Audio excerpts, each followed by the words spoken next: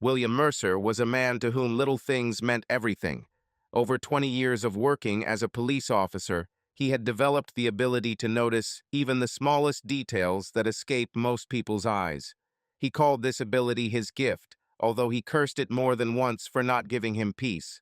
He could identify a liar by a barely noticeable twitch of the corner of his lips, a thief by the nervous gesture with which he touched his pocket, and a murderer by a cold glance that slipped at the most inopportune moment. But in everyday life, outside interrogation rooms and dark alleys, this gift often became his curse, especially now. Jessica, his wife, the woman he loved, protected, and shared his life with for 15 years. She had always been his safe haven, a place where he could relax and let go of the tension accumulated over long shifts. Her care was natural, without feigned affection or feigned sympathy. William was accustomed to relying on her in the same way he relied on his trusty Smith and Wesson, his intuition, and the worn-out notebook in which the most important notes on business were kept. But something has changed. He felt it in his gut. It all started with little things. Jessica began to spend more time in the bathroom, stay late at work, speak in vague phrases, and avoid his gaze. Of course, this could be attributed to fatigue, stress, anything. Any other husband might not have paid attention, but not him. Old habits die hard, and his instincts, honed by years of service, began to ring alarm bells.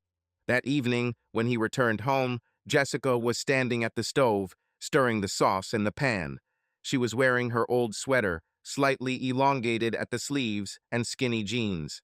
Her hair was casually pulled back into a high ponytail, with a few strands escaping and framing her face. Everything looked as usual, almost. "Hi," she said without even turning to him. "How is the day?"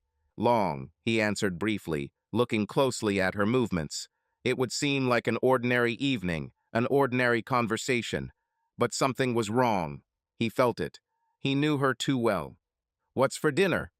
he asked, coming closer and involuntarily inhaling her scent. Perfume. New. A light, floral scent that didn't go with her usual vanilla perfume, which he gave her for every anniversary.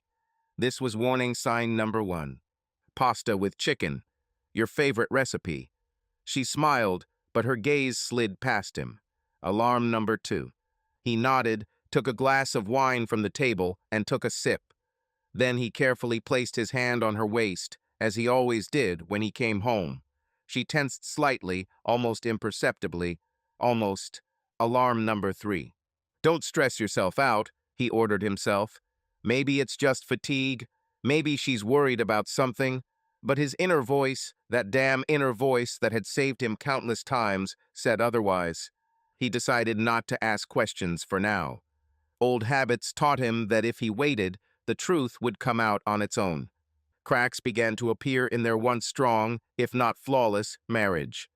William noticed changes that might have seemed insignificant to others, but were obvious to him. Jessica was increasingly late home, explaining this by sudden meetings or the need to stop at the store. Sometimes she would retire to the bathroom longer than usual, and when she came out, she would quickly hide the phone in her pocket or put it face down. He tried to convince himself that this was just paranoia, a professional deformation. But deep down, I knew something had changed. One evening, he decided to check her phone, but Jessica took it with her even to the shower. It wasn't like her.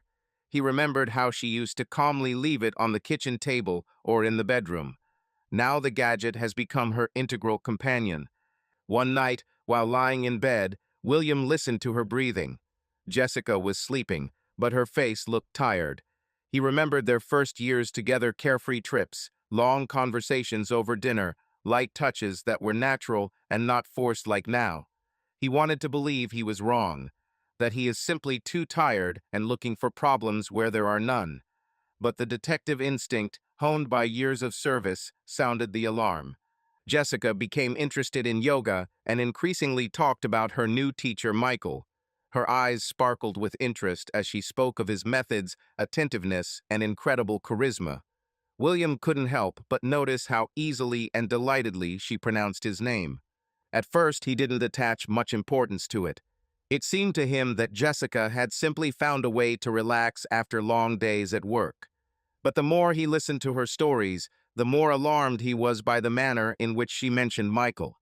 It seemed that her voice was changing, becoming softer, warmer, even dreamier. One day at dinner, she started talking about yoga again. Today, Michael showed us an amazing balance exercise. You can't imagine what it feels like to be completely at one with your body and mind, she said, looking into space as if immersed in memories. William frowned. Michael, have you already switched to you? His voice sounded calmer than he actually felt. Jessica tensed slightly, but quickly smiled. Well, he is a very open person. Everyone in the group just calls him Michael. He insists on it. It's part of his philosophy, trust, and equality, she explained, brushing off his remark. Interesting philosophy, William noted dryly, taking a sip of wine. How often do you have classes? 3 times a week, but Michael sometimes conducts additional classes for those who want to go deeper into the practice. Her voice sounded like it was a special invitation. Are you planning to participate? He tried to maintain a neutral tone. Perhaps. She looked at him as if gauging his reaction. Michael believes that I have good potential, and he suggested that I try personal training. The fork in William's hand froze. Personal lessons. This is something new. Yes, she nodded casually. He says I have the capacity for deep relaxation and wants to help me discover it. Amazing, William muttered, putting down his fork. Jess, are you sure this is just a yoga class? She put the knife down and looked at him with slight irritation. What are you talking about? Of course, these are just activities. Why are you reacting this way? Maybe because you talk about him with such admiration that you haven't talked about me for a long time, he said quietly, looking intently into her eyes.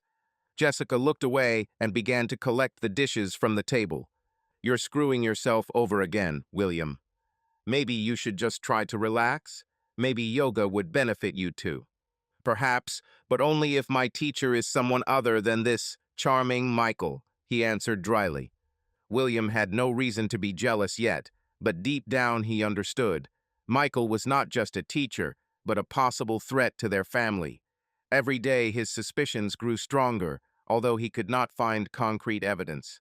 He noticed that Jessica began to spend more time outside the home. Now she has evening classes, additional training and discussions on the spiritual path. She had never been so into something like this before. One evening, he decided to go after her without warning. Jessica's car was parked at the entrance to the yoga center. The lights inside were dim. He remained in the shadows, watching as she emerged an hour later, laughing with Michael. Their conversation was casual, but in the movements of her body, there was a lightness that he had not seen in their house for a long time. Hey, detective, what are you doing here? He heard a familiar voice behind him. It was his partner, Tom Harris, who was just passing by. I'm just breathing fresh air, William answered reluctantly, continuing to watch his wife. Tom looked at him with understanding. If you think something is wrong, then maybe you should check this Michael guy out more closely. You know, everyone has skeletons in their closet. At a party organized by Ashley, Jessica's best friend, William saw Michael in person for the first time. He didn't know what to expect, but he was prepared for any development of events. However, even his detective experience could not prepare him for what he saw. Michael moved around the room with the confidence of a predator, as if every step he took was calculated in advance. His voice sounded even, and his smile was impeccably relaxed. He wasn't just the center of attention, he was the source of it. People reached out to him, men nodded respectfully, and women laughed a little louder than usual. William involuntarily squeezed the whiskey glass in his hand. He watched as Jessica walked up to Michael, who lightly placed his hand on her shoulder, speaking into her ear. She laughed, throwing her head back. It was her laugh, one that he had not heard for a long time. Buddy, why are you looking at me like that? Came the voice of Tom Harris, his partner, who, by a strange coincidence, also happened to be at the party. I'm just looking, William answered calmly, without taking his eyes off Michael. Well, he is, of course, charismatic, But you know that appearance is only the tip of the iceberg. Would you like me to check it just in case? Tom suggested, leaning back on the bar counter. William thought about it. His intuition told him that Michael was not just a person who loved yoga. There was something wrong about him. Perhaps it was worth finding out more about him. Do it, he said shortly, before turning his gaze back to his wife, who was still standing next to Michael, deep in conversation. Jessica laughed, leaning a little closer to Michael, and he looked at her as if this was the most interesting woman in the world. William couldn't remember the last time he saw her like this. It burned him from the inside. "What do you think about him?" Tom suddenly asked, carefully watching his friend's reaction. "He's too perfect, too flawless." "I don't believe in people like that," William said, taking a sip of whiskey. "Are you jealous?" Tom grinned. "I'm checking the facts," William replied dryly. Meanwhile, Ashley approached them, holding a glass of wine in her hand. "Hello, boys. Why so serious?" she asked, smiling slyly. "Just discussing Michael," Tom replied before William could say anything. Ashley nodded, clearly expecting such a conversation. "He's good, isn't he? An excellent teacher, a wonderful conversationalist. I'm not surprised Jessica appreciates him so much." "Do you appreciate it?" William asked, narrowing his eyes. "Certainly. He gave her confidence, strength. She has become different. You can see it yourself, right?" Ashley looked at him searchingly.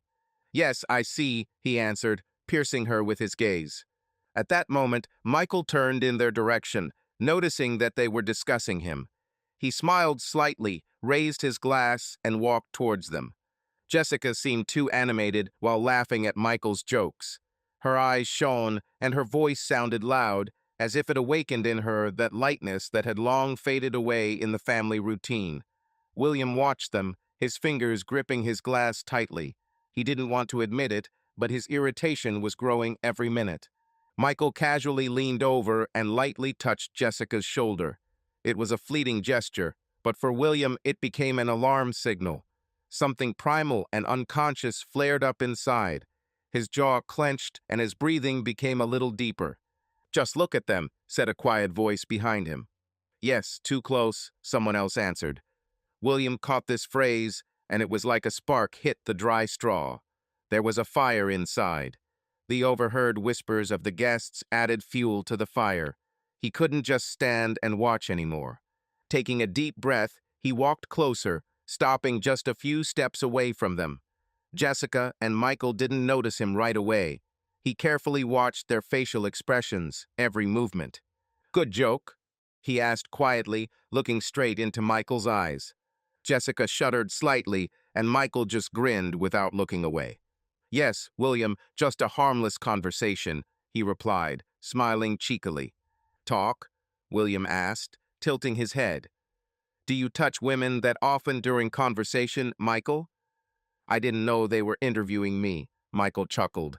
"Relax, William, you're too tense." "William, what's wrong with you?" Jessica intervened, her voice trembling. "What's wrong with me?" He narrowed his eyes. "Jess, can you even hear yourself? You laugh at his every word. You let him touch you. This is fine?" "You're being ridiculous." Jessica crossed her arms over her chest. "These are just jokes. Are you sure?" William turned his gaze to Michael. "Because from the outside it doesn't look like just friendly fun." Michael folded his arms across his chest, his gaze remaining calm. "William, I'm not trying to hide anything.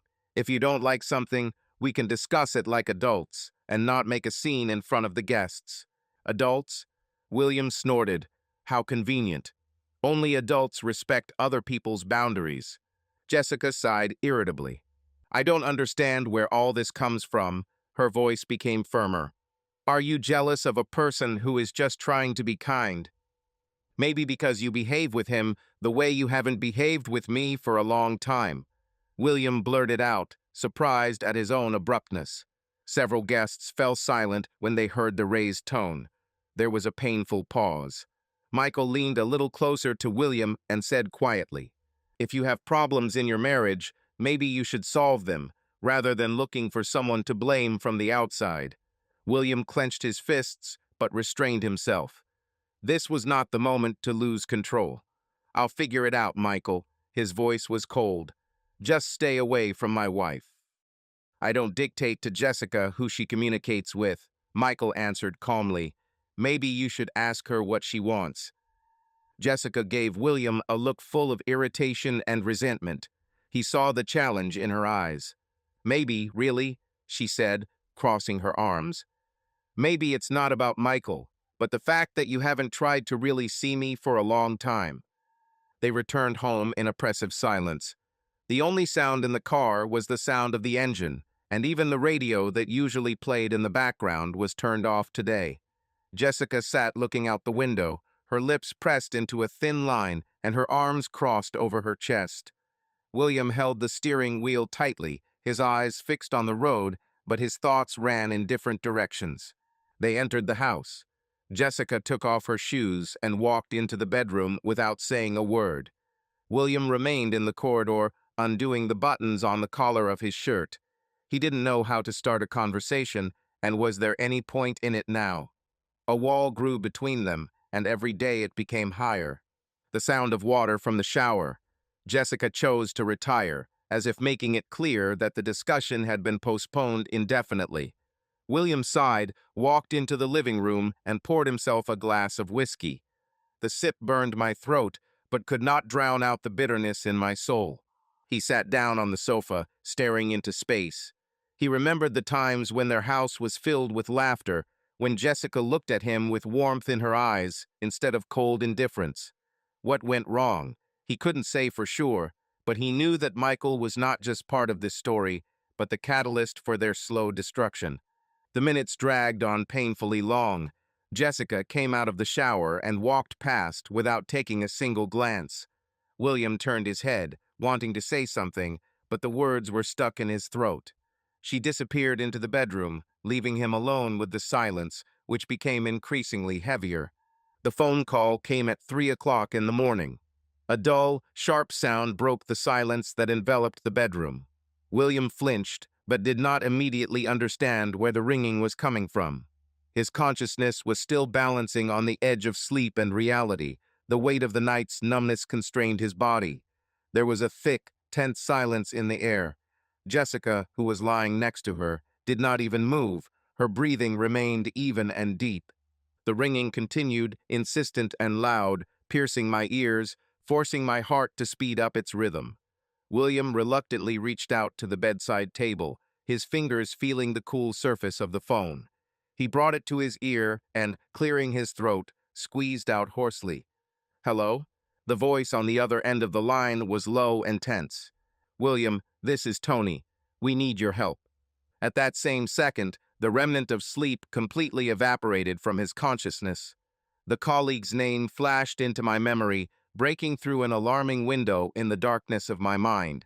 He sat up on the bed, clutching his phone with one hand and mechanically removing the blanket from his lap with the other. "What's happened?" His voice was harsh. "Ashley." The voice trailed off for a moment, as if Tony didn't know how to say it out loud. "She was found dead in her apartment." There was a long, painful pause. In that moment, thousands of thoughts flashed through William's head. What's happened? Trouble? Accident? His fingers tightened their grip on the phone, and his heart sank with foreboding. "This is murder," Tony continued, giving William a second to process what he had heard. "We need you to come as soon as possible." The call ended, but William's hand still clutched the phone for a long time. He sat in the dark, feeling panic rising within him. For several seconds, he just sat there, unable to move. My head throbbed with tension, and my chest was filled with dull fear. Memories of his last meeting with Ashley flashed through his mind, but his thoughts were confused, as if his mind refused to accept the reality of what was happening. He stood up abruptly, forcing himself to act. There was a cold parquet under his feet, but he didn't even feel it. The whole body was filled with heaviness. He stepped towards the closet, hastily pulling on jeans and a shirt. Jessica was still sleeping, her silhouette faintly visible in the darkness of the room. He didn't want to wake her. Not now. The minutes dragged on agonizingly long until he finally left the house and got into the car. He started the engine, gripping the steering wheel until his knuckles turned white. The silence of the night spread outside the window. The streets were empty. The streetlights cast long shadows on the wet asphalt. He didn't notice when it started to rain. Headlights cut through the darkness as the car took off. Everything inside was compressed from misunderstanding, from the need to get answers. He couldn't believe what he heard, but he knew one thing for sure: that night something changed forever. William drove up to Ashley's house and, without even turning off the engine, jumped out of the car. The rain, which until recently had only been a light drizzle, now poured from the sky, crashing against the hood of his car. Yellow police tape stretched across the entrance, cutting off the house from the outside world. Several patrol cars were parked near the porch, their flashing lights casting ominous reflections on the wet asphalt. He quickly walked to the front door, where Detective Tony Harris was already waiting for him. He stood under a small canopy, hiding his cigarette from the rain. Seeing William, he nodded and put out his cigarette. "You're fast," Harris noted, throwing back his hood. His hair was damp, and he had a serious expression on his face. "Come on, come in. We have something to discuss." They entered the house. The air was heavy, filled with a strange mixture of women's perfume and a metallic taste. The room where the body was located was brightly lit, but even the light could not banish the gloomy atmosphere of death. The outline of a body outlined in white chalk was still visible on the floor. Next to him lay a silk scarf, neatly folded, as if someone had deliberately left it in plain sight. "Is this hers?" William asked, pointing to the scarf. Harris nodded. "The same one she wore to the party." William felt his insides tighten. He did not yet fully understand what had happened, but one thing was clear: this murder was carefully planned. William was standing near the chalk outline of a body when more footsteps were heard in the house. He turned around and saw Jessica appear in the doorway. Her face was pale, her eyes were wide open, and her breathing was ragged. The rain had soaked her coat and her hair was sticking to her forehead, but she didn't seem to notice. "Oh my God," she whispered barely audibly, covering her mouth with her hand. Her legs gave way, and if it weren't for Harris, who was nearby, she would have collapsed to the floor. Who did this?" she asked in a choked voice, looking from her husband to the detective.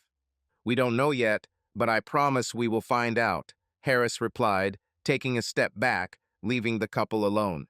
Jessica sobbed, walked over to William with difficulty, and clung tightly to his hand.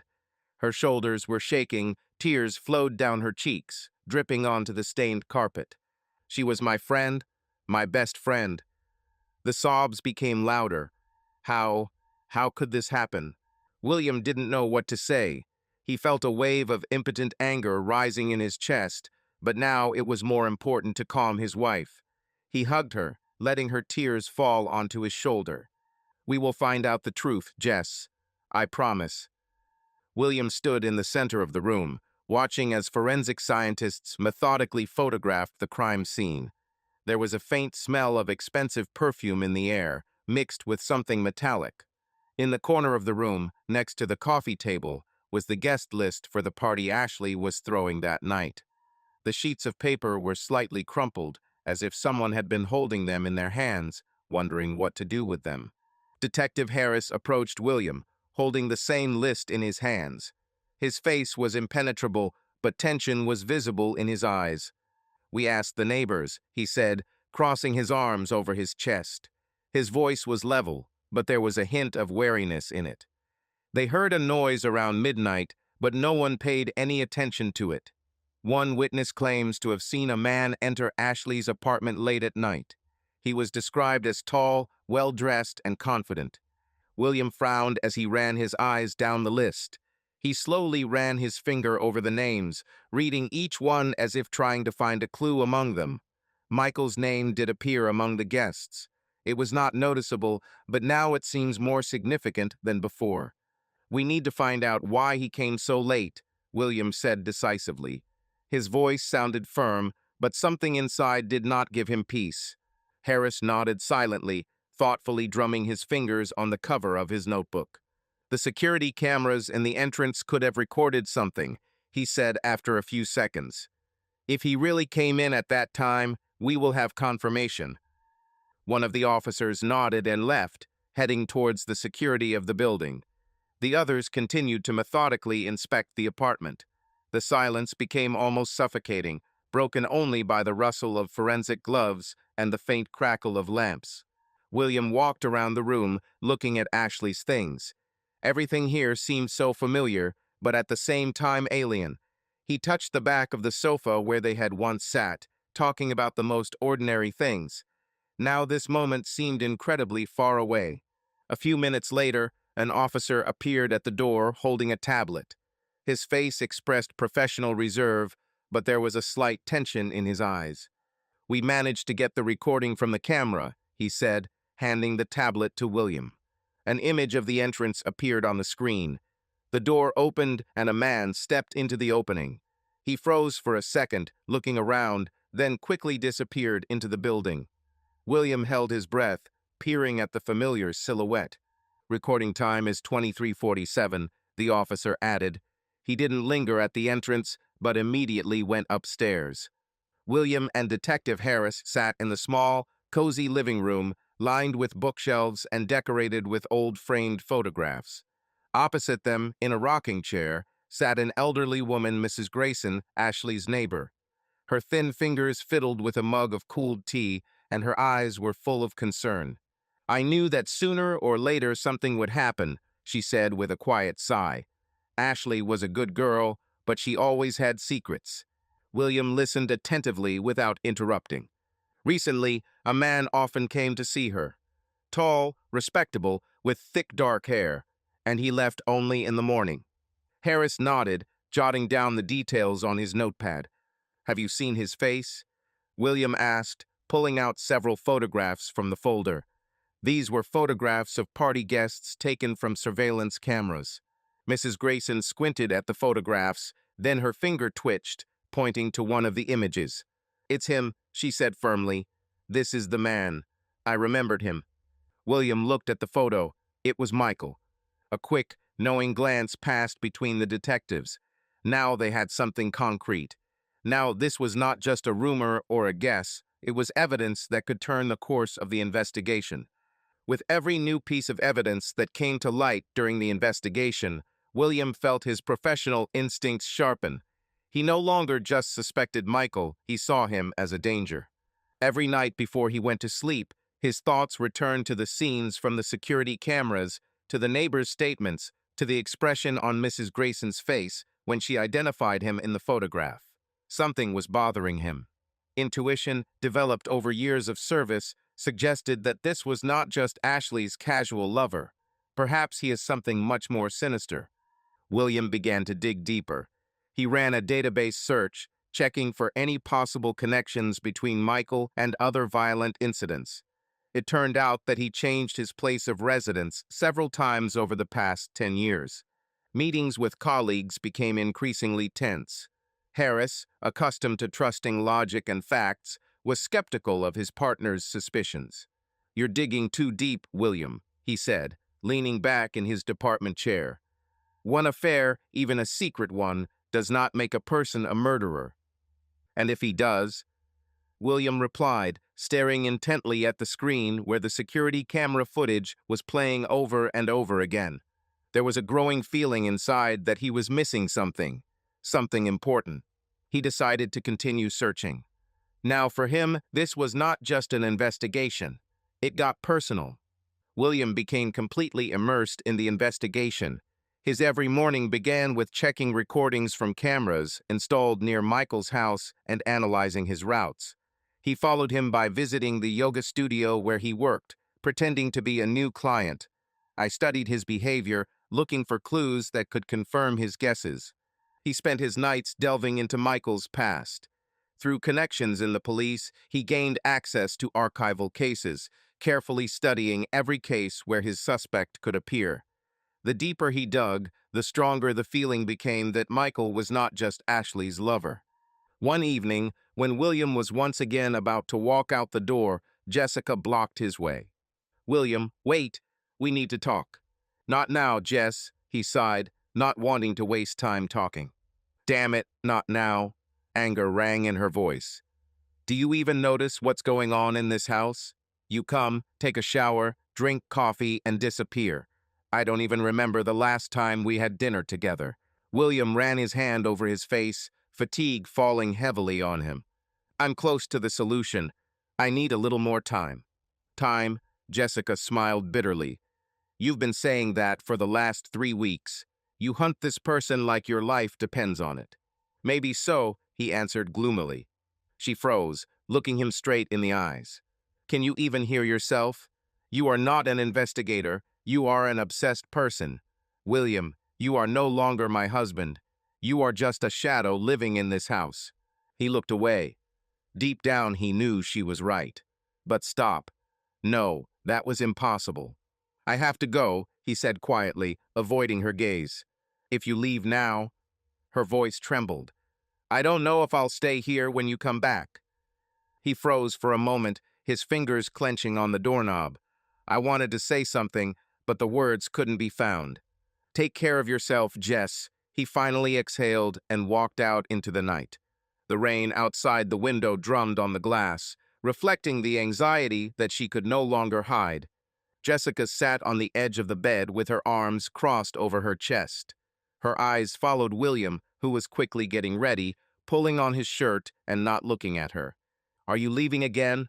Her voice was even, but there was disappointment in it. I have work, Jess, he answered briefly, fastening the watch on his wrist. Job, she smiled bitterly. You don't just work anymore, you live this investigation. You only come home to sleep, and sometimes you don't even do that. William sighed, trying not to lose his temper. Jess, I'm trying to figure this case out. It's important. I thought you would understand. She stood up, crossing her arms over her chest. Do you understand? Don't you notice what's going on around you at all? You haven't looked at me for a long time. You haven't asked how my day was.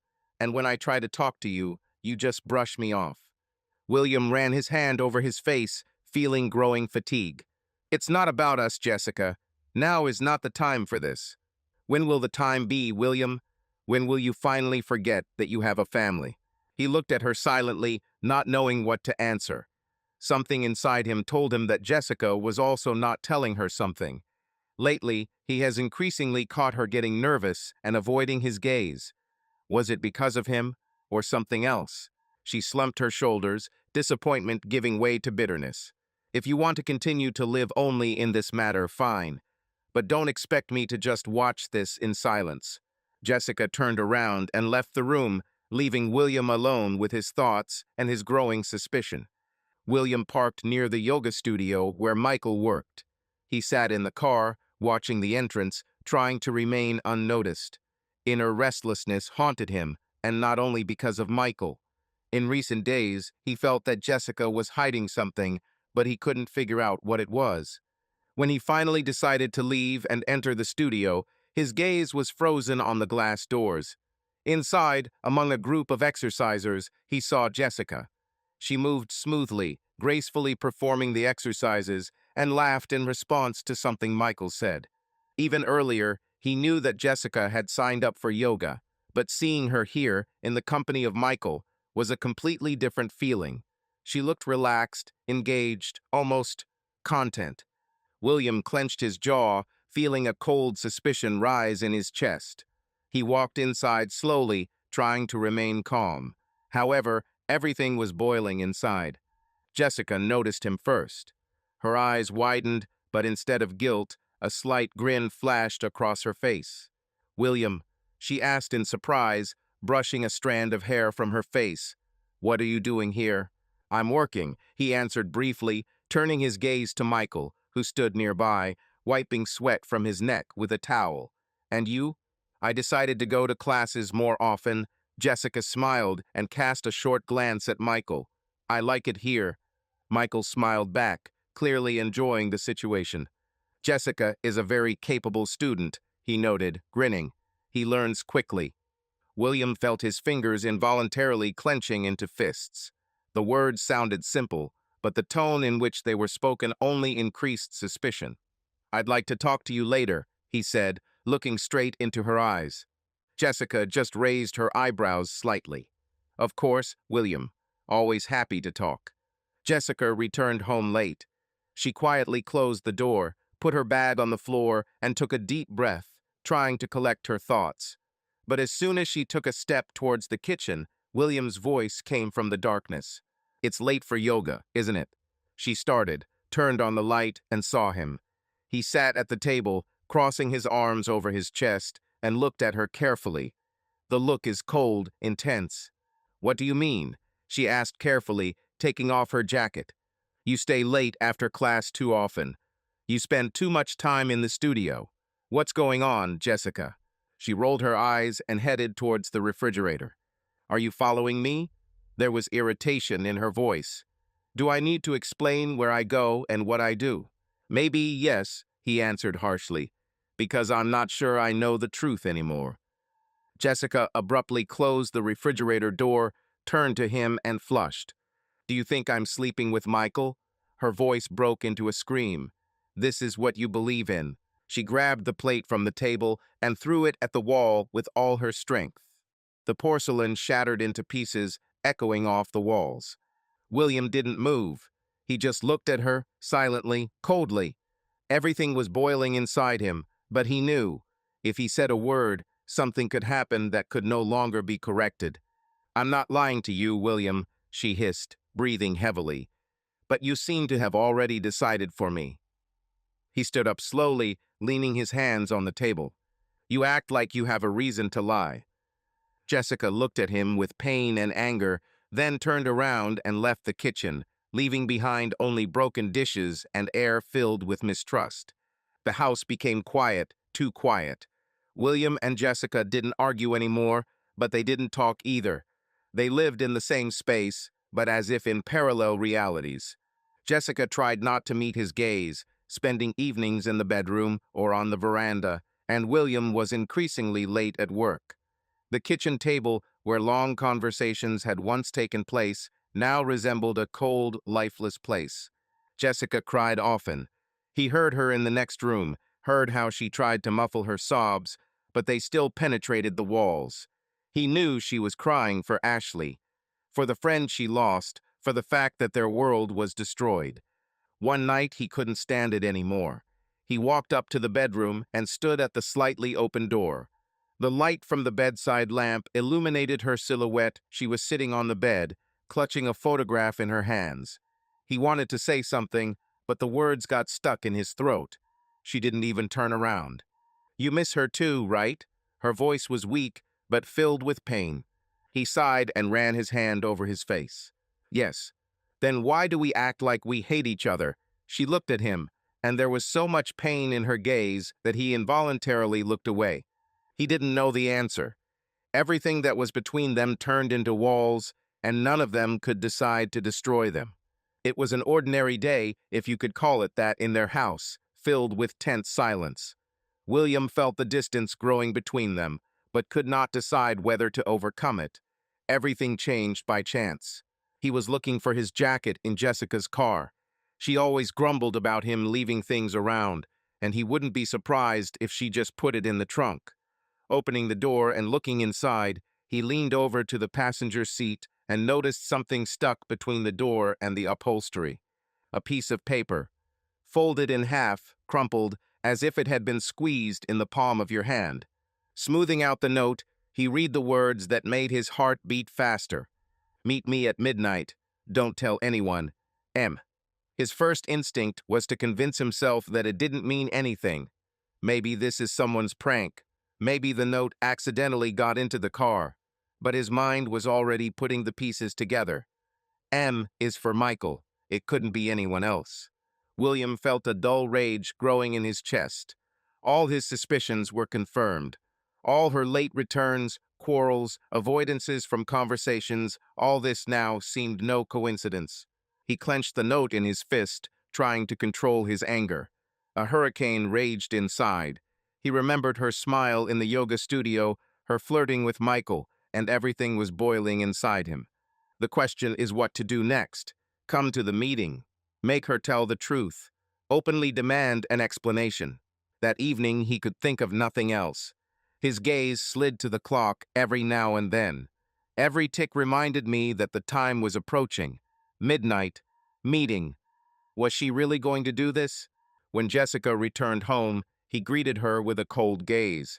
She took off her jacket, threw her bag, and tiredly rubbed her temples. William couldn't sleep.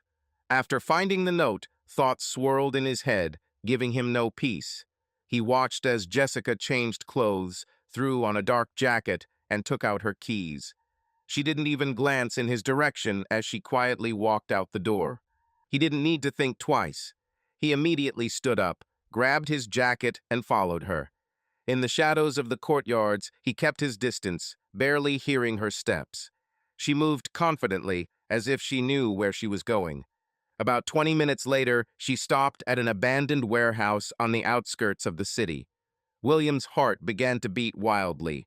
He expected to see Michael, but instead a tall, hooded figure appeared in the light of the lantern. Stranger. Jessica stepped towards her, looking around tensely. "Are you sure no one was watching?" The woman's voice was low, almost a whisper. "Yes," Jessica answered, but her voice was shaking. William pressed himself against the wall, listening to the conversation.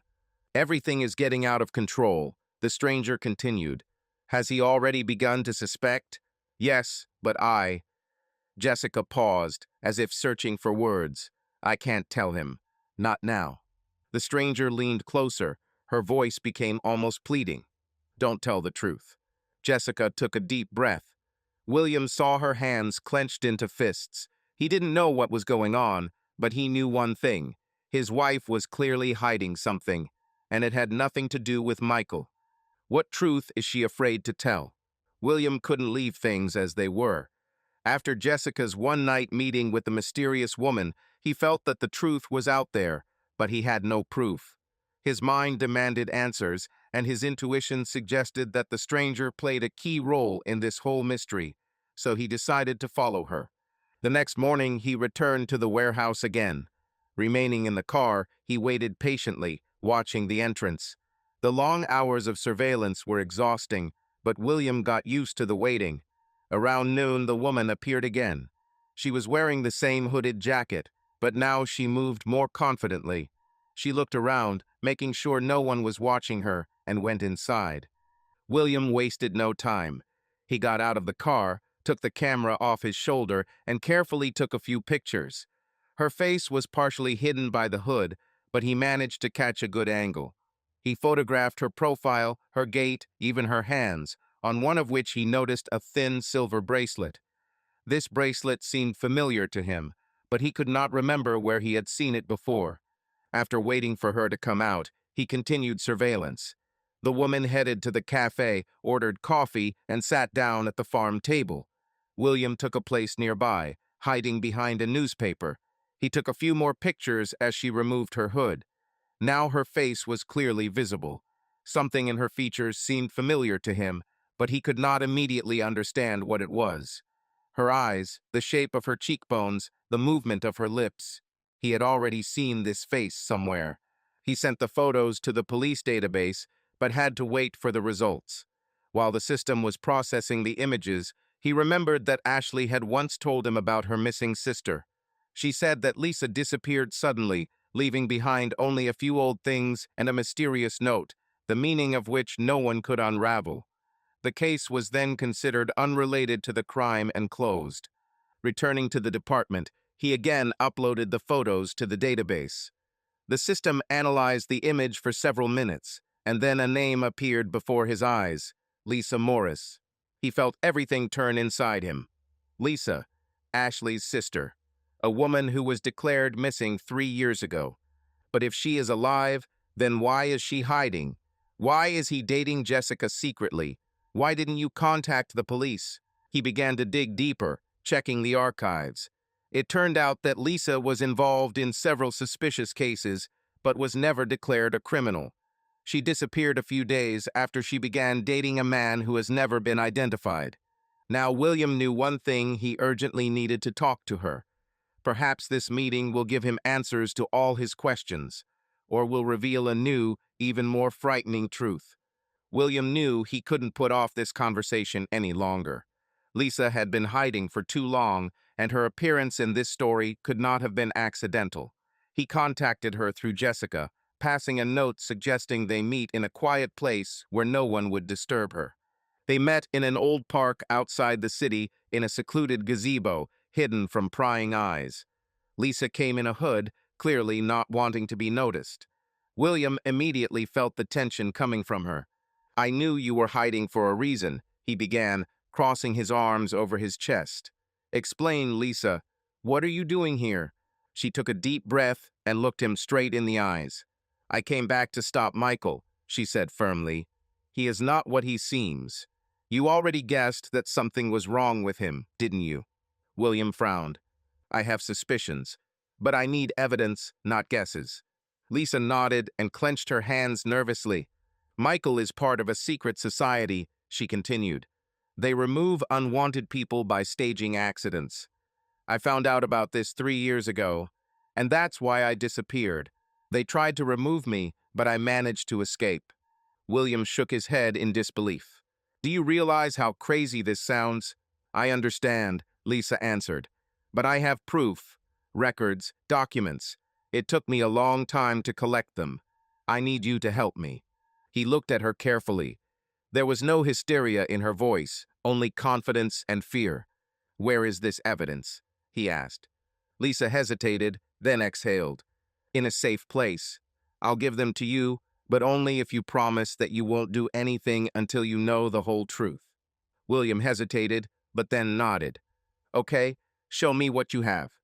"We need to leave," she whispered. "It's not safe here." But William shook his head.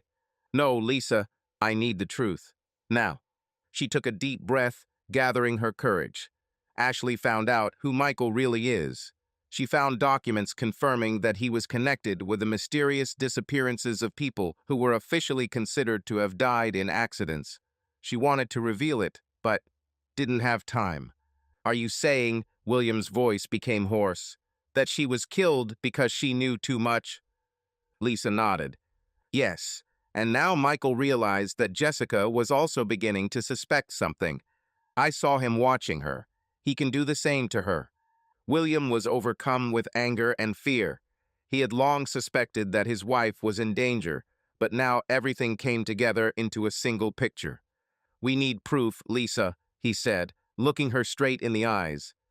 "If we want to stop him, we have to have something that can't be disputed." Lisa nodded quickly and took out a flash drive from her pocket. "Here, Ashley collected this information before her death. She thought it would save her, but—" She fell silent, but William already understood everything. He squeezed the flash drive in his hand, feeling the adrenaline pulsing.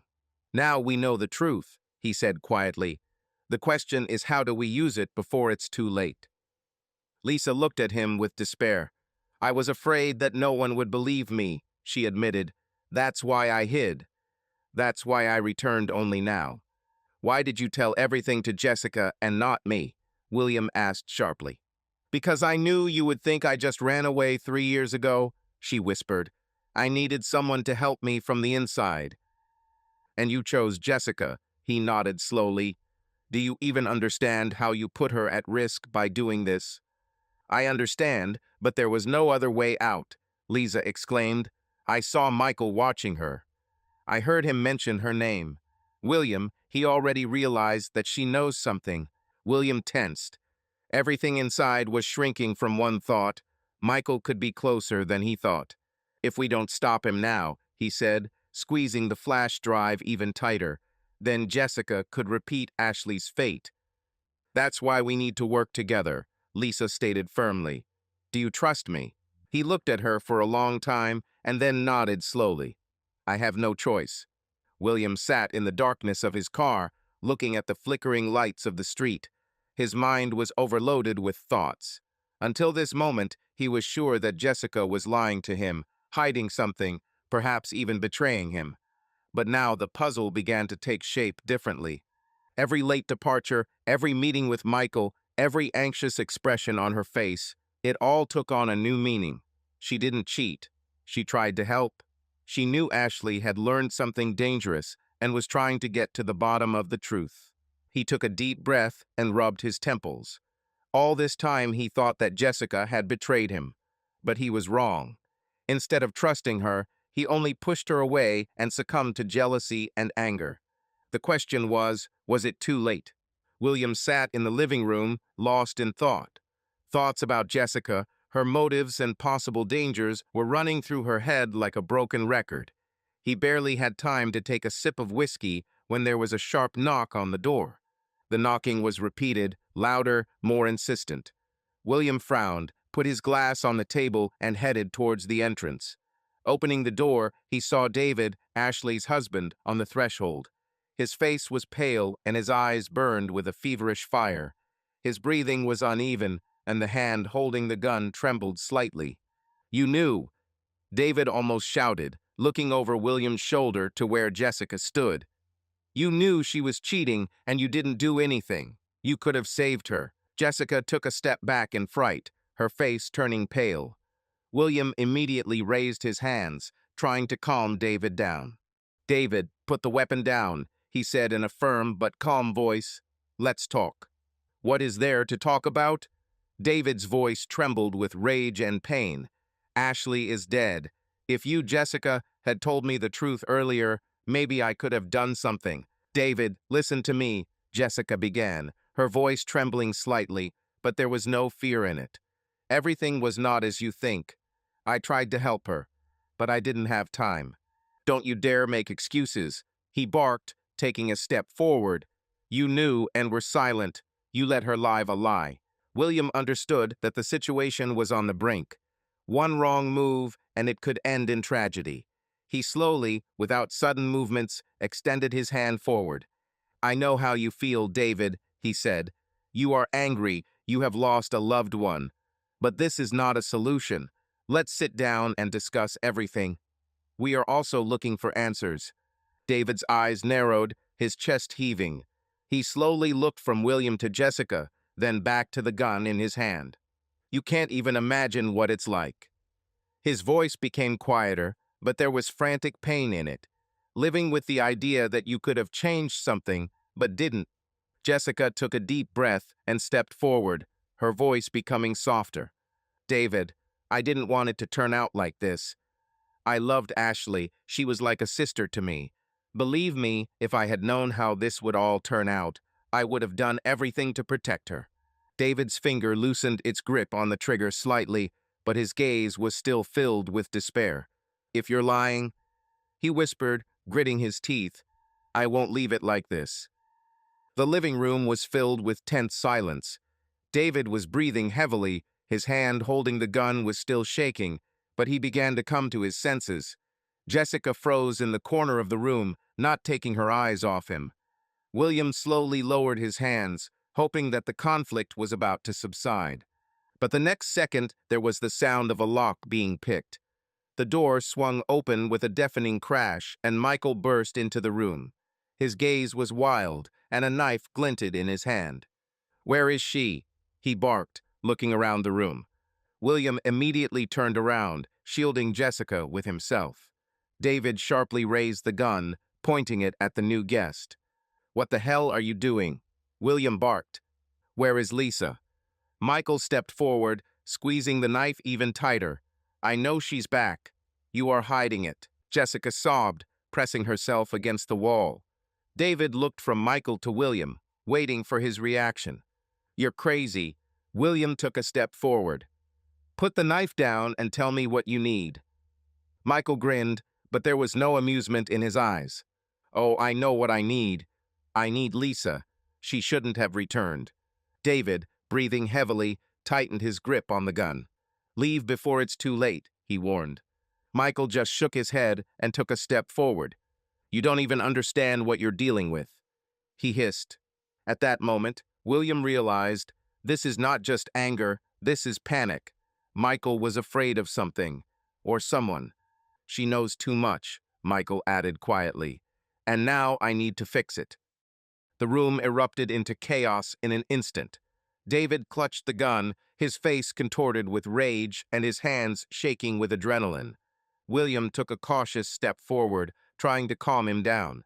"David, listen to me," His voice was low but firm. "Drop your weapon. We all want the same thing, truth. Killing won't solve anything." "She knew," David shouted, shaking his head. His finger was too close to the trigger. "She could have stopped Ashley, but she didn't. How can I live with this now?" At the same moment, Michael moved. He took advantage of the moment when everyone was focused on David and rushed at William, knife flashing. The blade flashed in the air, and William barely had time to step back when the sharp steel slashed his arm. "Crap!" he roared, feeling a hot pain shoot through his forearm. David jerked sharply in surprise, but the gun remained in his hands. Jessica screamed, retreating into the corner, her eyes darting between the men. William grabbed the nearest chair and, using all his strength, hit Michael in the chest. He staggered, but did not fall. His face twisted into a mad grin. "Do you think you can stop me?" Michael wheezed, clutching the knife even tighter. "You have no idea who you're messing with." "Fuck you," William barked, rushing forward. At this moment, David, shaking with anger, suddenly turned the gun on Michael. His fingers clenched the handle convulsively. "It's your fault," he whispered. "All this is because of you." "David, no!" Jessica shouted. Everything happened in a split second. In the confusion, in the tangle of bodies, sounds, and chaos, the first shot rang out. Michael froze, his eyes widening in surprise. He slowly lowered his gaze to his chest, where a dark spot was blurring. His lips trembled, but he didn't have time to say a word. His legs gave way, and he collapsed on the floor. The silence lasted for a moment, and then a hoarse, ragged breath echoed through the room. But before anyone could realize what had happened, a second shot was fired. William felt a hot pain shoot through his back. The world began to spin. The sound of the gunshot turned into a dull ringing in my ears. His legs gave way, and he fell heavily to the floor, unable to feel his limbs. The cold began to rapidly cover his body. "William," Jessica screamed, rushing towards him. David stood with the gun in his hand, his breathing harsh and uneven. There was horror in his eyes at what he had just done. He took a step back, then another. "Damn," he whispered, then, without looking back, he rushed towards the door. Jessica pressed her hands to William's bleeding wound. "Hold on. Can you hear me?" Her voice trembled. Tears flowed down her cheeks. But William's consciousness was rapidly fading. The last thing he heard before darkness swallowed him was her desperate cry. The flickering light of fluorescent lamps hurt my eyes. The air smelled of antiseptics, cold and something metallic. William slowly opened his eyelids, feeling heaviness throughout his body. He tried to move, but something was wrong. "You've woken up," a soft voice said. He turned his head and saw a doctor in a white coat in front of him. A woman of about 50 with a kind but tired face watched him carefully. "How do you feel?" William tried to speak, but his throat was dry. He swallowed and whispered hoarsely, "Where am I? What happened?" The doctor approached, adjusting the Roman 4. "You are in the hospital. You were brought here 3 days ago with a severe gunshot wound. The operation was successful, but—" She hesitated, as if searching for words. "Sorry, detective, but you have serious spinal damage." William frowned. Pain pierced my head, but my heart sank even more from a bad feeling. "What does it mean?" His voice sounded weaker than he intended. The woman lowered her eyes and fell silent for a second. "This means that below the belt, you no longer have sensitivity. We did our best, but the damage was too severe." Silence. The words echoed in his head. He blinked, trying to comprehend what he had heard. My whole body was filled with lead. My thoughts were confused. Was this a dream? No, it was reality. Wrong, cruel, alien. "No," he whispered. No." The doctor sighed heavily. "I'm sorry," she said quietly. He stared at the ceiling, trying to breathe evenly. Hands clenched into fists. He tried to move his legs, but his body did not respond. Panic rolled in like a wave. "Will I be able to walk?" he said with difficulty. "We can't say for sure. Rehabilitation will take a lot of time, but most likely there will not be a complete recovery. The doctor said carefully, "But you are alive, William. And this is the main thing." He clenched his teeth, feeling not fear growing in his chest, but cold despair. Alive? What's the point now? At that moment, Jessica entered the room. Her eyes are swollen, her face is pale, as if she had not slept all these 3 days.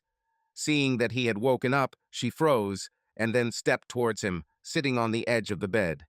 "William," her voice trembled. "How are you?" He wanted to get angry and scream, but he couldn't. He just exhaled heavily. "David," he finally squeezed out. "Where is he?" Jessica shook her head. "He escaped. They are looking for him, but so far to no avail. You, you are the main witness. But I'm just glad you're alive." "Michael," he squeezed out. She looked away. "He's dead. The bullet hit right in the heart. He died instantly." Silence fell again in the room. William closed his eyes. He remembered the chaos of that night, flashes of pain, fear, and now complete powerlessness. He tried to pull himself together, but the future seemed foggy, filled only with the walls of the hospital and a sense of loss. Jessica covered his hand with hers. "You are not alone, William. We can handle it." But he wasn't sure it was true. William heard her sobs even before he fully woke up. Muffled, desperate sounds, as if she was trying to hold them back, but could not. He slowly opened his eyes. In the darkened room, Jessica was sitting by his bed. She covered her face with her hands, her shoulders shaking with sobs. "Jess." His voice was weak, but he mustered all his strength to call out to her. She raised her head sharply, her eyes were red and her face was drawn. For several seconds, she simply looked at him, as if not believing that he had actually woken up. "William," she whispered, sobbing, "I'm sorry. I should have told you everything earlier." He frowned, trying to concentrate despite the dull pain in his body. "What are you talking about?" He swallowed, and then added, more confidently, "What were you hiding?" Jessica sighed heavily, wiped away her tears with trembling fingers, and looked straight into his eyes. "I worked with Ashley. We were investigating Michael's crimes." Her voice trembled, but there was also relief in it. "We found out that he is connected with the disappearances of people. He eliminated everyone who became a threat to him." William blinked. The information settled in my mind slowly, like pieces of a mosaic that finally began to fit together. "So," he clenched his fists, despite his weakness, "you knew all this time?" Jessica cringed as if struck. "I tried to protect you," she whispered, "but everything went wrong. Ashley died. David, he—" She began to sob again, and William felt anger mixed with pain flare up in his chest. Everything he knew, his entire reality, was crumbling. But did he now have a choice but to accept the truth? William had a hard time digesting what was said. His gaze darted across the ceiling of the chamber, and a storm raged inside. All along, Jessica was not a traitor, but someone playing a deadly game. Were you spying on Michael?" He finally squeezed out, not believing his ears. Jessica nodded nervously, her hands clenched into fists in her lap. "Yes," her voice was hoarse from tears. "Ashley came to me a few months ago. She already knew that Michael was dangerous, but she needed proof. She asked me to help. And you agreed?" William could barely contain his anger. "You didn't even think to tell me." "How?" Her voice trembled. "How could I? You already suspected me of treason then, and if I said that I was following him, would you believe it? Or would you think I was just covering for myself?" He clenched his teeth. She was right. At that moment, he was blinded by jealousy and anger. His own emotions played against him. "How far have you come?" he asked after a heavy pause. Jessica swallowed. "Far enough to know that Ashley was right. I saw how he met people who then disappeared without a trace. I overheard conversations in which he talked about fixing problems. I found the documents, but I was missing something that could tie everything together. Ashley wanted to find that last piece of the puzzle, and she paid for it with her life." "What kind of documents?" William stood up, despite his weakness. Jessica shook her head. financial transaction records supporting transfers to accounts associated with shell companies. Michael didn't just hide his activities, he financed them. He used these companies to pay for his work to eliminate undesirables. We thought that if we collected more data, we could pass it on to the police, but it turned out to be much more complicated. William ran his hand over his face, trying to comprehend the full depth of what was happening. "So what now?" he asked, trying not to show his growing anxiety. Jessica smiled bitterly. "Michael is dead now, but that doesn't mean it's over. The people he worked with are still at large. They will not allow anyone to expose their system." William looked at her, and everything went cold inside. "So you're still in danger?" She nodded. "I know, but now at least I'm not alone." William peered into Jessica's face, trying to catch even a shadow of a lie. But now, when all the cards were on the table, he realized she was silent not out of guilt, but out of fear. "A note." His voice was low, almost hoarse. "It wasn't from Michael. It was from Lisa, wasn't it?" Jessica lowered her head, her fingers trembling. "Yes," she admitted barely audibly. "Lisa tried to warn me.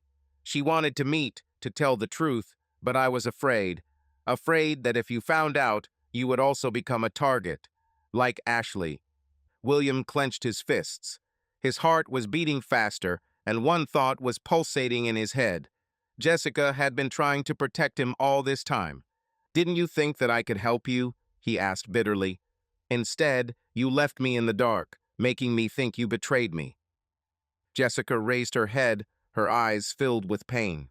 "I couldn't lose you, William. I saw what happened to Ashley. I knew that Michael and his people would stop at nothing. They remove everyone who gets in their way. I couldn't let you be next." He took a deep breath, trying to cope with the surging emotions. How much has become clearer, but the fear for Jessica has only intensified. If Michael's organization is still active, then their enemies have not disappeared. "Where is Lisa now?" he asked, looking her straight in the eyes. Jessica froze, then slowly shook her head. "I don't know. She said she had a plan, that she had proof. But after that meeting, she disappeared. I tried to find her, but she seemed to have disappeared." An alarming chill ran down William's spine. If Lisa disappeared, it meant only one thing. The game was not over yet, and he was not going to stay away. The first days in the rehabilitation center were unbearable. William has always been accustomed to relying on his body, on strength, on the ability to control the situation. Now he was confined to a wheelchair, and every movement, every new day reminded him that he was no longer the same person he was before. But physical pain was nothing compared to the burden of questions that haunted him. Michael is dead. David ran away. Lisa is missing. But the truth still eluded him, leaving only guesses and fears in its place. Every morning started the same. William woke up to the sounds of the corridor, the heavy steps of the staff, the muffled voices of patients, the smell of antiseptic. He gritted his teeth as the physical therapist helped him into the chair. Every movement was difficult, but he did not allow himself to complain. "You're making progress," the nurse said when he, gathering all his will into a fist, managed to move his left leg a little. "Yeah, good luck," he muttered, looking out the window. But on this day, something much more unexpected awaited him than the next stage of therapy. Jessica came to see him after lunch. She looked tired, but there was concern in her eyes. "We have a problem," she said by way of greeting. William immediately became wary. "What's happened?" She took a deep breath, sat down opposite him, and placed a folder in front of him. "The police have received the results of DNA testing in Ashley's case." She paused. "And Michael didn't kill her." These words sounded like a bolt from the blue. William froze, his fingers gripping the armrests of his chair. "What did you say?" "The DNA found at the crime scene does not belong to him. He wasn't there that night. Michael may have been involved in many dirty deeds, but Ashley's murder was not one of them. The world has turned upside down again. Everything he knew, everything he fought for, turned out to be a lie again. It's impossible," he whispered. "Then who?" Jessica shook her head. "The police don't know yet. But this means the real killer is still at large. William slowly ran his hand over his face. The new reality hit him with renewed force. Damn, he breathed. So we were chasing the wrong person all along. Jessica squeezed his hand. This is not the end, William. But now we need to start again. William was still shocked by the results of the examination. All this time he was sure that Michael was the same killer, that it was he who took Ashley's life. But now the reality turned out to be much more complicated. This meant that the real culprit was still at large. Every day in the hospital room, he went over the details in his head, trying to put the picture back together. If not Michael, then who? Who could want Ashley dead? Who had access to it and motive? The answer was right in front of him, but he refused to see it, until he received a new report. The next morning, Detective Harris came to see him. He looked gloomy and was holding a folder with documents in his hands. He sat down on the chair opposite William and was silent for a long time before speaking. "We have news," he finally said. "I'm not sure you're ready for this." "Just say it," William managed. Harris opened the folder, flipped through a few pages, and pulled out one of them. David Morris. DNA found at the crime scene matches his sample. Time has slowed down. William felt his insides tighten. "David?" he asked again, as if he couldn't believe his ears. Harris nodded. His blood was at the crime scene. He was there that night. William closed his eyes, remembering all their conversations, all their meetings. David always seemed like a heartbroken husband, a desperate man who was looking for justice. And now he turned out to be the killer of his own wife. "Damn," William whispered. "He set Michael up." "Exactly," Harris confirmed. He knew about Michael's reputation, about his affairs, dark connections. It was easy for him to use it. He made sure that all the evidence led to him.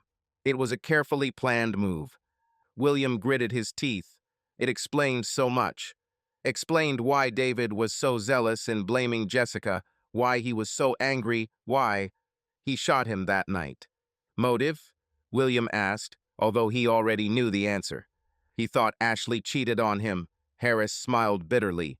"We found her correspondence. There are messages there that could be understood in two ways. David, apparently, was sure that she was having an affair. But she didn't have one," William said quietly.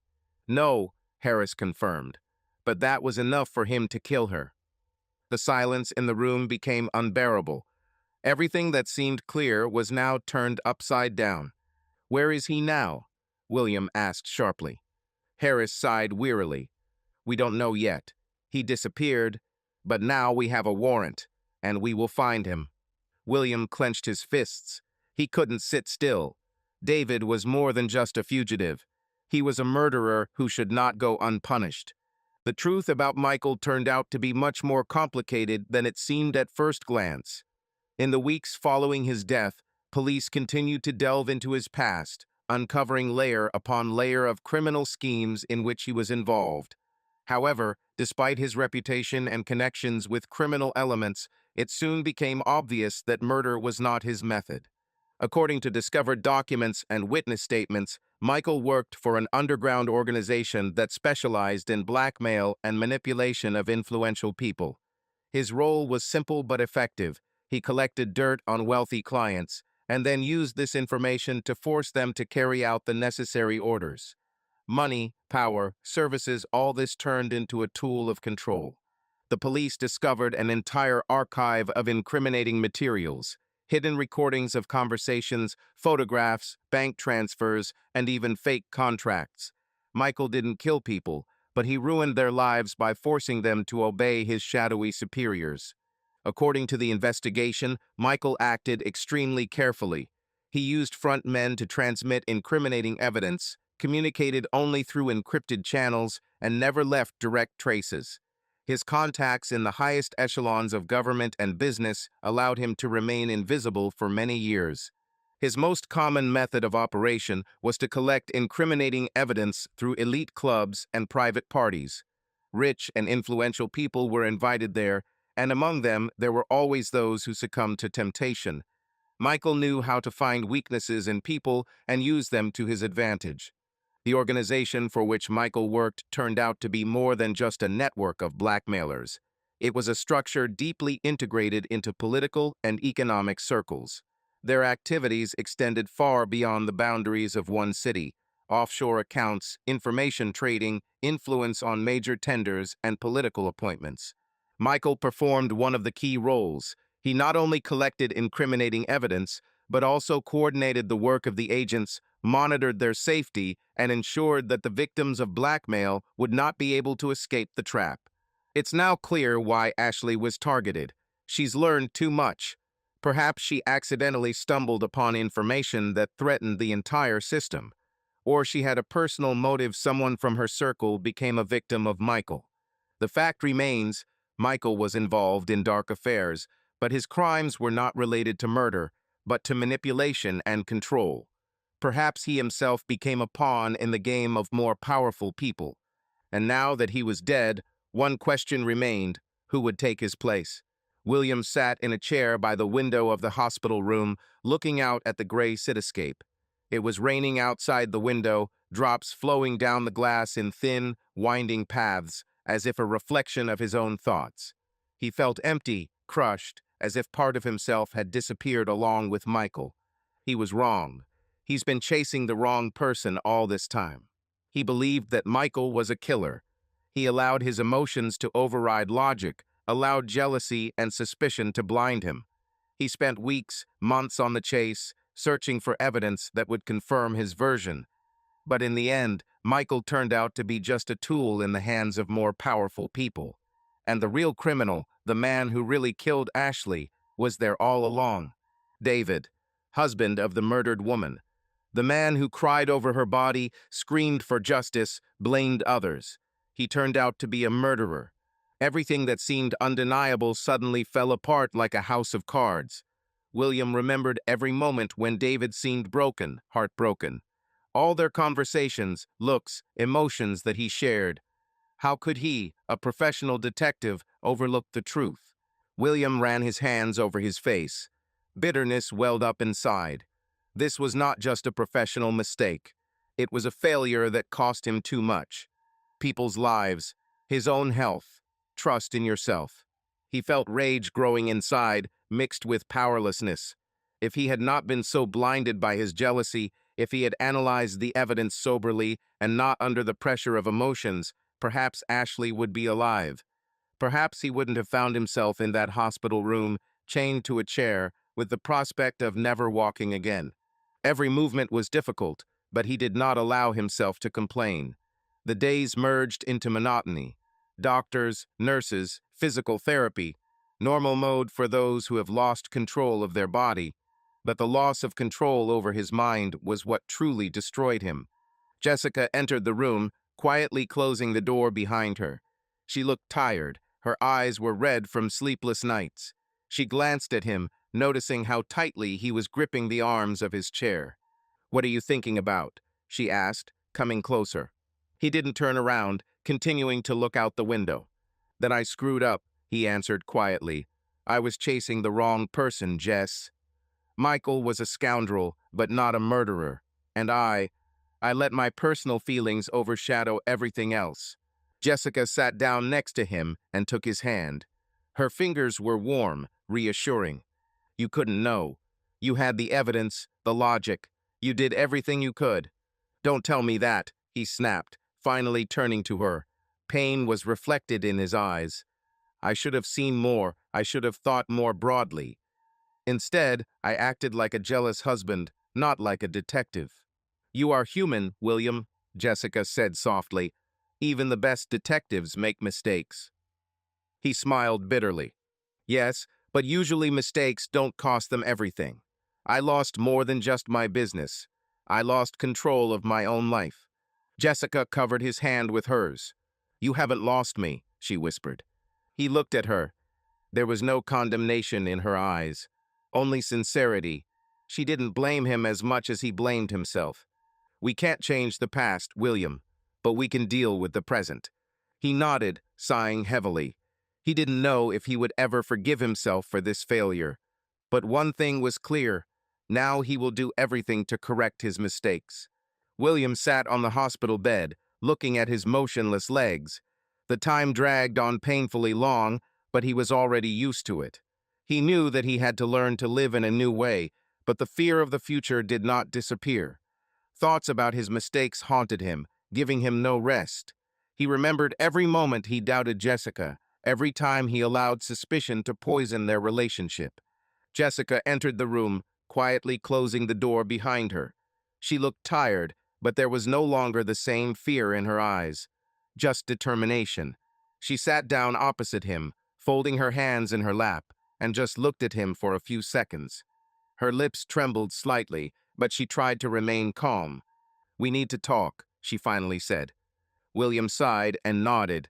He felt that this conversation was inevitable.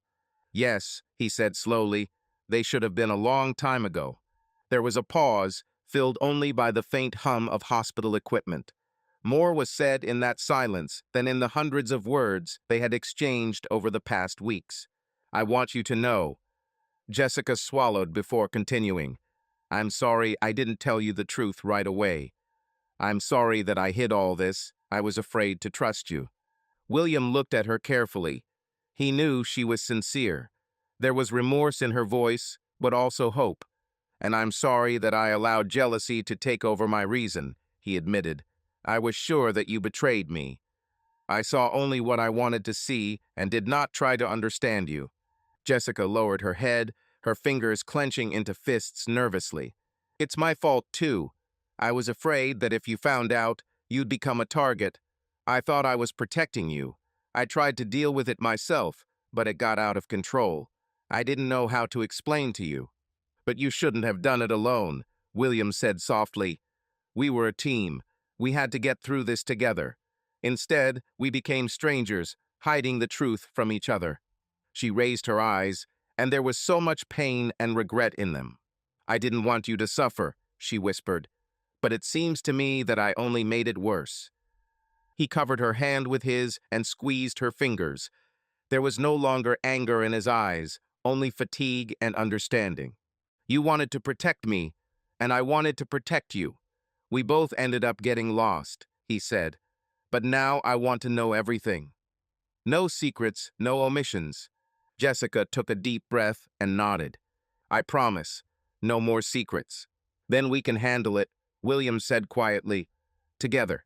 She nodded, holding back tears. For the first time in a long time, there was no mistrust between them. Only frankness and hope that their story is not over yet. William never thought that one day he would find himself in this position. He was used to being strong and in control of the situation, but now his world had narrowed to hospital walls and endless procedures. Every day began the same way. Nurses helped him move into a chair, a physiotherapist patiently encouraged him, and the muscles that had previously worked flawlessly refused to obey. Simple things that previously seemed natural to him now became inaccessible. He couldn't even roll over in bed on his own, let alone stand up. At first, he refused to accept the new reality. Anger, despair, powerlessness, everything mixed inside him, turning every attempt to move into a test. He hated his weakness, hated the look of sympathy in the eyes of the doctors and staff. But most of all, he hated fear. Fear that he will never get back on his feet. Fear that the life he knew was over. That he will no longer be able to protect himself, help someone, be independent. Jessica was nearby, always. She held his hand as he attempted his first independent maneuver in a wheelchair. She picked him up from the floor when he fell, stubbornly refusing to call the nurses. She endured his outbursts of irritation, his rudeness, his silent anger. And every time he pushed her away, she just stayed there. "I won't leave you, William," she said one day when he threw his glass on the floor in despair, unable to hold it. "I will be with you, even if you don't want it." He looked at her, feeling something inside him breaking. For the first time in a long time, he allowed himself to cry. These tears were not only from pain, but also from the realization that he was not alone. Despite all his mistakes, Jessica is still around. Weeks passed. His arms became stronger. He learned to balance, move along the hospital corridors, and then go outside. Doctors offered him the opportunity to try an exoskeleton, a special support system that allows him to move if the residual motor skills of the muscles allow it. The first attempts were painful. He couldn't keep his balance, his legs were shaking, his muscles seemed to protest against every movement. Sweat ran down his forehead, and anger accumulated in his chest at himself, at the world, at this whole situation. But Jessica held his hand and did not let go. "William, you can do it," she said. "I know you can." He tried, time after time. I suffered failures, fell, lost hope, but got up again. The nurses helped him, the physical therapists patiently explained every movement, but only Jessica could give him real motivation. He saw the way she looked at him and couldn't afford to give up. When he first managed to stay on his feet, his body trembled with tension, but it didn't matter anymore. He stood. Even if only for a few seconds, even with support, he stood. "You did it," Jessica whispered, hugging him. "I knew you could handle it." Her voice trembled, and he realized how important this moment was not only for him, but also for her. She experienced every second with him, every pain, every despair. This was just the first step. But he knew that with her next to him, he would find the strength to move on. Now he no longer just existed, he fought for his new life. And this fight was just beginning. Every day started the same. Jessica showed up in William's hospital room with a stack of fresh documents, printouts, and a laptop. Now that his body was recovering and his mind was in dire need of something to do, they continued the investigation together. "We need to deal with new evidence," she said one day, laying out photographs and printed reports in front of him. The police reviewed the case after the results of the examination. Now they understand that Michael was not a murderer, but a pawn in someone else's game. William, although sitting in a wheelchair, felt much better than in the first days after the injury. Work gave him meaning back. He was back in business. He could control something again. "I want to see the interrogation reports," he said, holding out his hand to the documents. "If David planned everything, then there were mistakes that we can find." Jessica nodded and opened her laptop. They worked together, exchanging guesses, analyzing new data. She recorded his thoughts, helped contact the police, and asked questions to witnesses. They became a real team.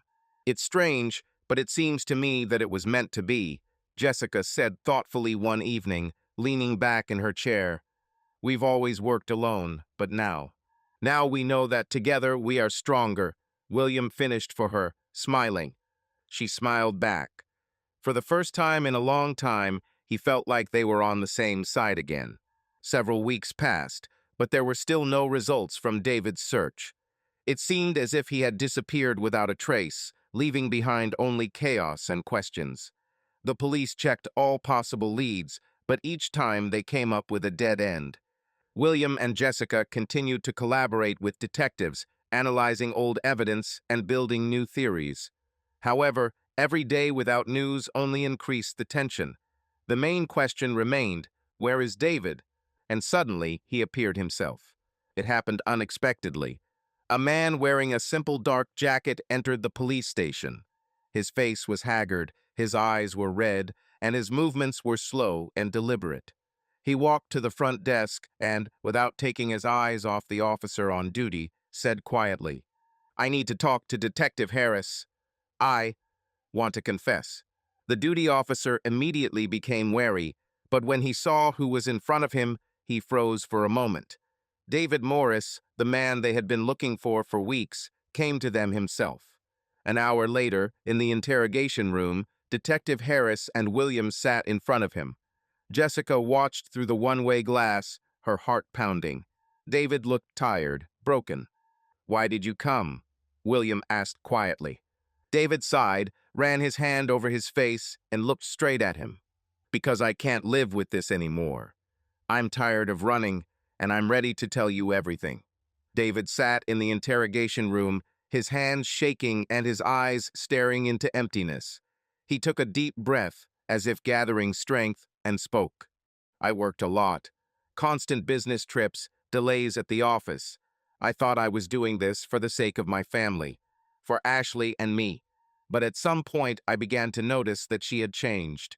She began to leave the house more often, stay late, and disappear with her friends.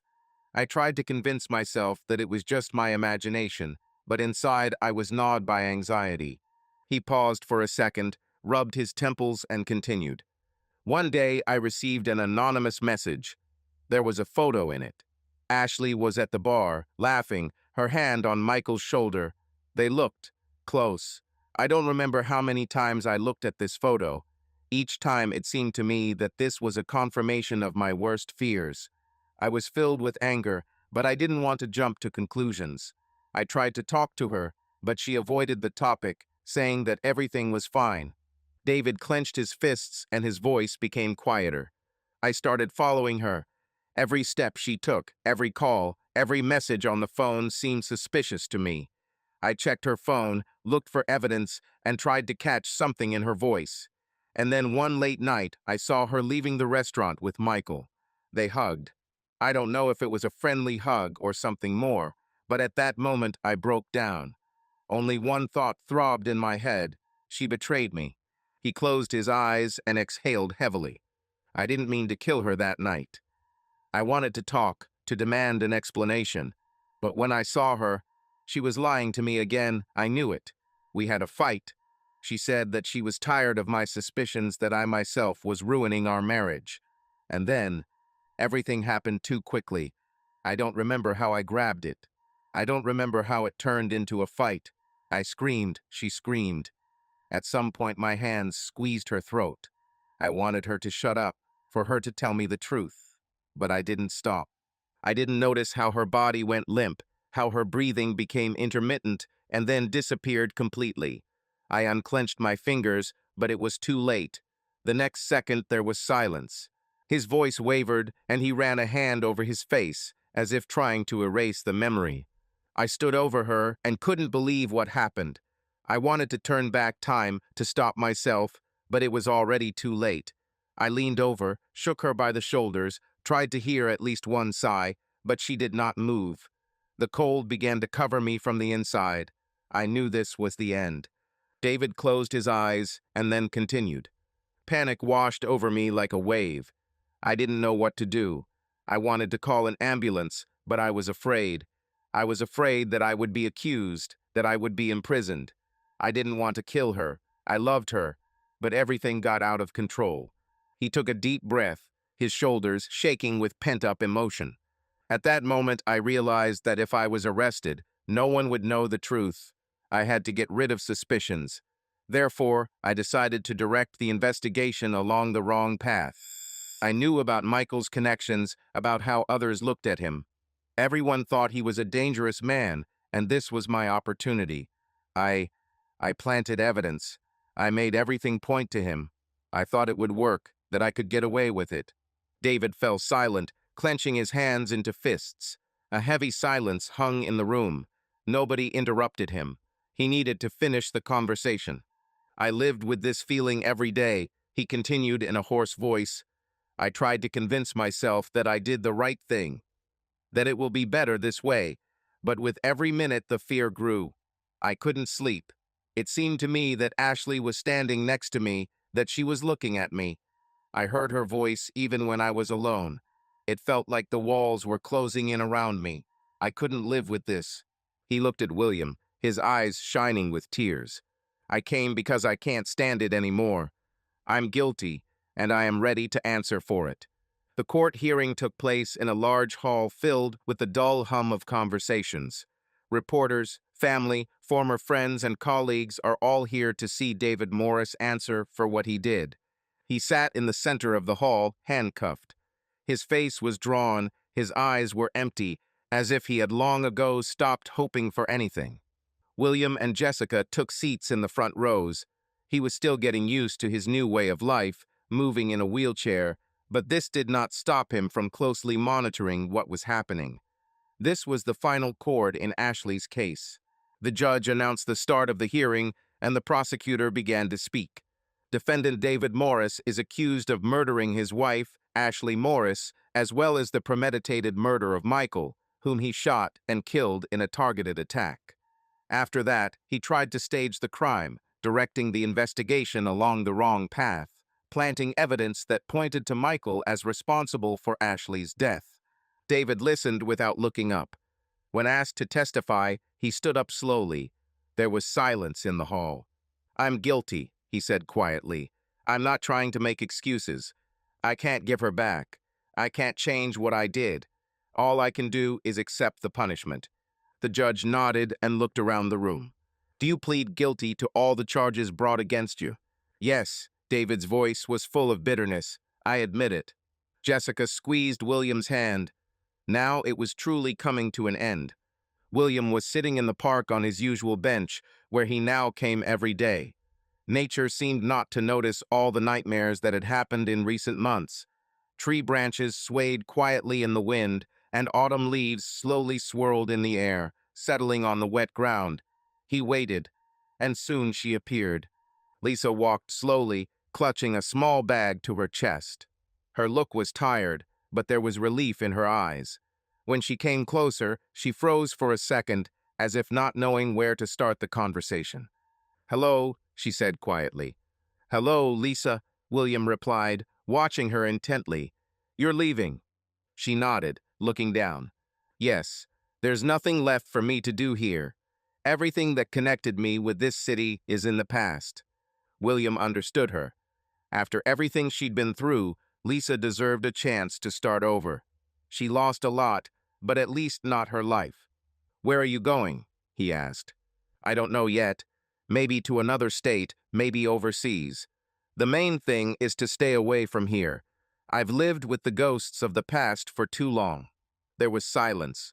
Lisa sighed heavily and took a step forward. "I want to thank you, William, for not giving up, for getting to the bottom of the truth. I know it cost you dearly." "I did what I had to do," he said. "For Ashley, for all of us." She nodded, then suddenly hugged him. Her hug was short, but a lot was felt in it: gratitude, farewell, regret. "Take care of yourself," she whispered. "You too, Lisa," he replied. She turned around and slowly walked away. William watched her go until her figure disappeared among the trees. He knew that he would most likely never see her again, but perhaps it was better this way. When Lisa was out of sight, William remained sitting on the bench, letting the last moments of their meeting settle in his mind. The wind swayed the branches of the trees, reminding him of change, that life goes on. He remembered her face, her strength, her pain. She left, leaving the past behind her, and he stayed to move on, to try to find meaning in what lay ahead. He ran his hand over his face, driving away heavy thoughts. Perhaps someday he too will decide to leave this city, but not now. Now he had another task: to collect the pieces of his life and start anew. The phone vibrated in my pocket. Message from Jessica. "Where are you? Is everything okay?" He looked at the screen, smiled at the corner of his lips, and typed the answer. "Yes, just saying goodbye to the past a little. I'll be there soon." Taking a deep breath, he turned the stroller around and headed out of the park. Life went on. Subscribe to our channel so that your love doesn't cheat on you, and go ahead and listen to the next story, because this story is nothing compared to the next one. If you're under 18, don't even think. Click to the next one. Click to the next one. Click to the next one. Click to the next one. Click to the